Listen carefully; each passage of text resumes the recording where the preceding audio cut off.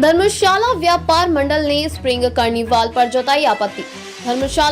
धर्मशाला के कोतवाली बाजार, कचहरी डिपो बाजार और दाड़ी बाजार के व्यापार मंडल अध्यक्षों ने आज दाड़ी ग्राउंड में चल रहे स्प्रिंग कार्निवाल को लेकर कांग्रेस के पूर्व प्रदेश महासचिव एवं पूर्व प्रत्याशी दविंदर जग्गी से मुलाकात की। व्यापारियों ने इस आयोजन से हो रही समस्याओं को लेकर अपनी चिंता व्यक्त की। व्यापारी नेताओं ने बताया कि इस तरह से ट्रेड कार्निवाल की वजह से स्थानीय व्यापारियों को भी भारी नुकसान उठाना पड़ रहा है। उन्होंने कहा कि बाजार में दुकानदार खाली बैठे हैं और ग्राहकों की कमी के कारण वे हताश हो चुके हैं। व्यापारियों का कहना है कि बाहर से आए व्यापारी इस तरह के आयोजनों में व्यापार कर मुनाफा कमाकर चले जाते हैं, जबकि स्थानीय दुकानदारों के व्यवसाय पर इसका नकारात्मक प्रभाव पड़ता है। व्यापारियों की इस समस्या को गंभीरता से सुनते हुए दविंदर जग्गी ने आश्वासन दिया कि भविष्य में ऐसे आयोजनों को स्थानीय व्यापार मंडल के साथ समन्वय में किया जाएगा। उन्होंने कहा कि प्रदेश सरकार स्थानीय व्यापार के हितों को ध्यान में रखते हुए पर्यटन को बढ़ावा देने के लिए काम कर रही है, ताकि धर्मशाला के व्यापारी वर्ग को भी अधिक व्यवसाय मिल सके।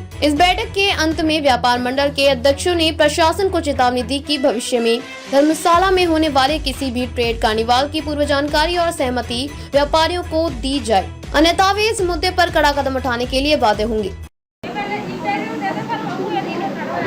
सर, आज व्यापार मंडल के जो धर्मशाला के तीनों अध्यक्ष हैं वो आपसे भेंट की है दाढ़ी मेले को लेकर, क्या कहेंगे इसको? देखिए, दाढ़ी में कार्निवाल था। पिछले वर्ष भी टूरिज़्म के साथ मिलके एक एजेंसी थी, उन्होंने करवाया था और इस वर्ष साल भी करवाया उन्होंने और 10 दिन का कॉर्पोरेशन ने इनको स्नेह दिया था करने के लिए। लेकिन जो धर्मशाला व्यापार मंडल है उनकी बात भी सही है कि बार बार मेले और ऐसे इवेंट होते रहेंगे तो लोकल व्यापारियों को जो है उसमें घाटा पड़ता है और लोग जो हैं वो बाज़ारों में कम दिखते हैं, ऐसे इवेंट्स में ज़्यादा दिखते हैं। तो इनकी बात भी ठीक है। हमने इनको इंश्योर किया है कि भविष्य में हम लोग जैसे दाढ़ी का मेला होता वो उसी को कंटिन्यू करेंगे और कभी कोई ऐसा प्रोग्राम, कोई ऐसा इवेंट आ जाता है तभी अलाउ करेंगे, अदरवाइज़ हम लोग ऐसे मेले ऑर्गेनाइज करने के लिए परहेज ही करेंगे।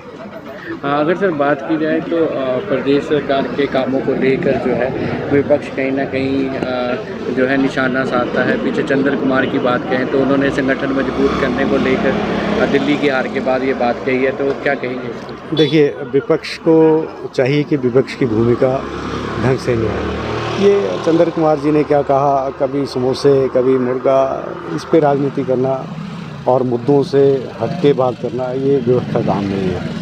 और कांग्रेस की अपने अंदर की बात है, कांग्रेस खुद उसमें निपटाएगी, लेकिन सरकार बेहतर काम कर रही है। माननीय मुख्यमंत्री जी की पॉलिसीज़ बेहतर चली हुई है, उसी पे काम करना चाहिए। हिमाचल को आर्थिक रूप से कैसे मजबूत करना है उस पर माननीय मुख्यमंत्री जी काम कर रहे हैं। तो मुझे लगता है कि विपक्ष को ऐसी छोटी छोटी चीज़ों पर ना जाके हिमाचल की बेहतरी के लिए दिल्ली में आवाज़ उठाएं।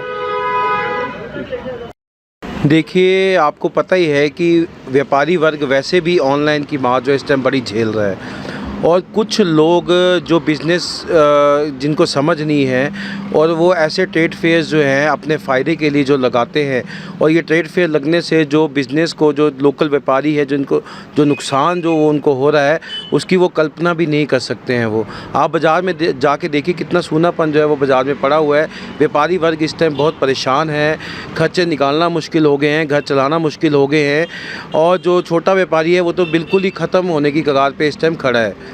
तो अगर भविष्य में ऐसे ये मेले लगते हैं तो मैं आज आपके माध्यम से ये बता देता हूँ कि इसका पुरजोर विरोध किया जाएगा और इसकी जो जिम्मेवारी होगी ये प्रशासन की होगी और सरकार की होगी, क्योंकि ये जो पूरा इस टाइम जो 2-2.5 हज़ार जो व्यापारी जो यहाँ पे व्यापार कर रहा है वो इसका बिल्कुल विरोध करेगा और आपको ये आश्वासन दे देते हैं कि अगली बार जो विरोध प्रदर्शन होगा वो बड़ा ज़ोरदार प्रदर्शन होगा।